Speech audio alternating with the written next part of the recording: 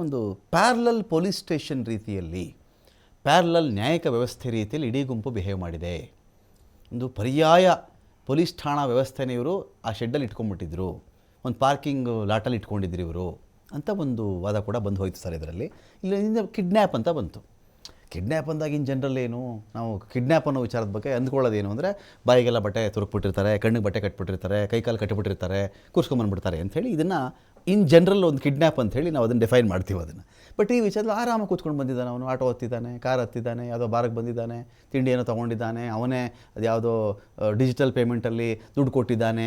ಇದು ಹೆಂಗಪ್ಪ ಕಿಡ್ನ್ಯಾಪ್ ಆಯಿತು ಅಂತ ಬಂದಾಗ sir, suicide, abetment of the suicide.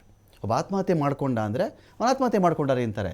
ಆತ್ಮಹತ್ಯೆಗೆ ಪ್ರಚೋದನೆ ಕೊಟ್ಟಿದ್ದರೆ, ಒಬ್ಬ ಕಾರಣಕರ್ತನಾಗಿದ್ದರೆ ಇಂಡೈರೆಕ್ಟ್ಲಿ ಅವನು ಕೊಲೆಗಾರ ಆಗಲ್ವ ಸರ್? ನಂಬಿಸಿ ಕರ್ಕೊಂಡ್ಬಂದಿದ್ರಪ್ಪ, ಬಾರೋ ಅಲ್ಲೇನೋ ಮಾತಾಡಬೇಕಣೋ, ದರ್ಶನ್ ತೋರಿಸ್ತೀನಿ ಬಾರೋ ನಿನ್ನ ಅಂತ ಕರ್ಕೊಂಡು ಬಂದು ಆಮೇಲೆ ಇಲ್ಲಿ ಹೊಡೆದಿದ್ರೆ ಅದು ಪಾರ್ಟ್ ಆಫ್ ಕಿಡ್ನಾಪ್ ಆಗಲ್ವಾ? ಇಂಟೆನ್ಷನ್ ಇದ್ದಂತ ಆಗಲ್ವಾ ಅದು ಅಂತ?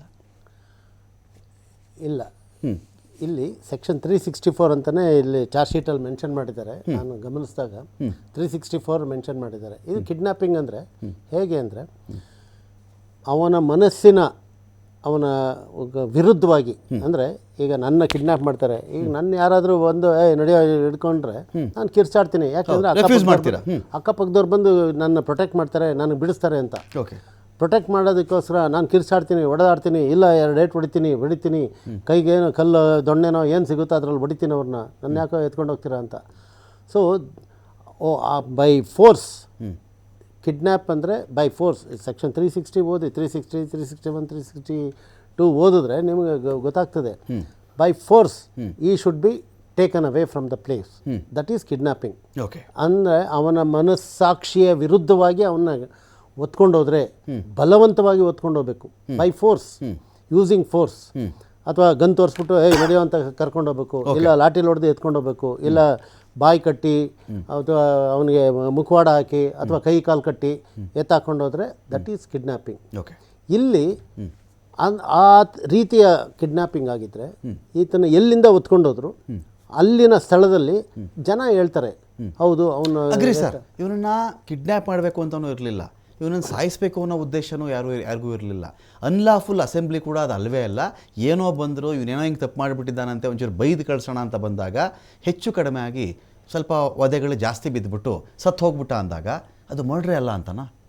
ಅಲ್ಲ, no no no no that's it. It attracts a different section. It attracts different section. 304 ಆಗುತ್ತೆ ಅವಾಗ, ನಾಟ್ 303, 302 ಅಲ್ಲ. So this is variation in IPC itself. ನಮ್ಮ ಕಾನೂನಲ್ಲೇ ಅದಕ್ಕೆ ಬೇರೆ ಬೇರೆ ಸೆಕ್ಷನ್ಗಳಿದ್ದಾವೆ. ಆಕ್ಸಿಡೆಂಟಲ್ ಆಗೋದಕ್ಕೂ, ಈಗ ರೋಡ್ನಲ್ಲಿ ಆಕ್ಸಿಡೆಂಟ್ ಆಗಿ ಸತ್ತೋಗ್ತಾನೆ, ಇಟ್ ಅಟ್ರಾಕ್ಟ್ಸ್ 304 IPC, ನಾಟ್ 302. 302ಗೆ ಪನಿಷ್ಮೆಂಟ್ ಬೇರೆ, 304ಗೆ ಪನಿಷ್ಮೆಂಟ್ ಬೇರೆ.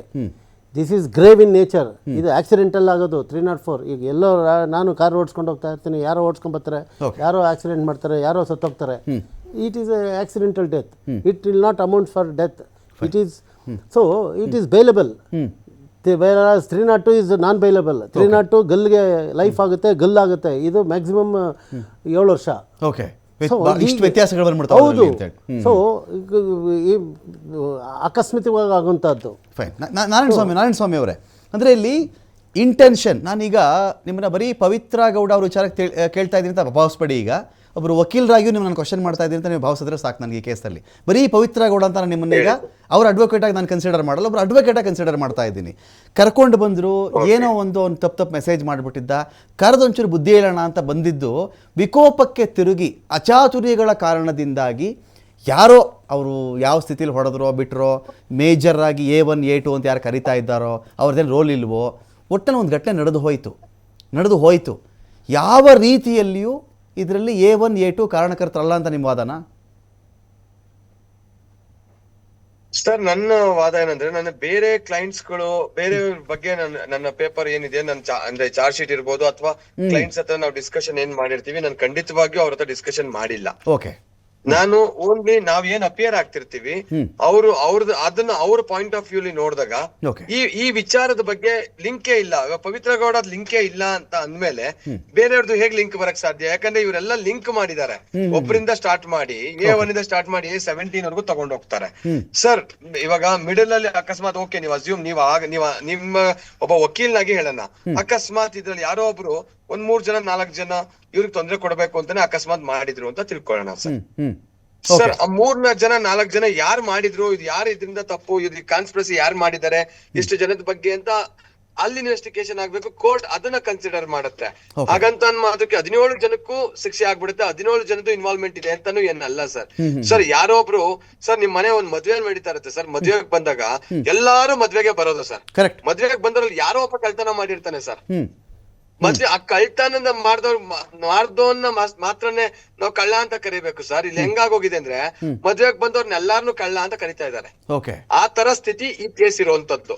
ನಾನು ಅದಕ್ಕೆ ಪದೇ ಪದೇ ನಾನು ಏನ್ ಹೇಳ್ತೀನಿ ಸರ್, ನೋಡಿ ಇದ್ರಲ್ಲಿ ತಪ್ಪು ಯಾರು ಮಾಡಿದಾರೋ ಅಥವಾ ಕೊಲೆ ಮಾಡಿ ಇದೇ ಚಿತ್ರದುರ್ಗದಲ್ಲಿ ಯಾರೋ ಕೊಲೆ ಮಾಡಿ ಅಲ್ಲಿಂದ ಇಲ್ಲಿಗೆ ತಗೊಂಡ್ ಬಂದಿದಾರ ಅದು ಗೊತ್ತಿಲ್ಲ, ಅಥವಾ ಇನ್ಯಾರೋ ವ್ಯಕ್ತಿಗಳು ಅಲ್ಲಿಂದ ಕೊಲೆ ಮಾಡಿ ಇಲ್ಲೇ ತಂದ ಹಾಕ್ಬಿಟ್ಟು ಚಿತ್ರದುರ್ಗದಿಂದ ಯಾರೋ ಬಂದಂತವ್ರ ಮೇಲೆ ಹಾಕಿದಾರ ಅದು ಗೊತ್ತಿಲ್ಲ. ಏನಾಗತ್ತೆ, ಇದೆಲ್ಲ ಟ್ರಯಲ್ ನಡೆದಾಗ ಮಾತ್ರನೇ ಅದು ಅಸತ್ಯಗಳು ಗೊತ್ತಾಗುವಂತದ್ದು ಸರ್. ಅಥವಾ ಇದು ಏನಾಗತ್ತೆ ಸರ್, ನಾವು ಎಲ್ಲಾ ಆಂಗಲ್ ಅಲ್ಲೂ ಯೋಚನೆ ಮಾಡೋಣ ಸರ್.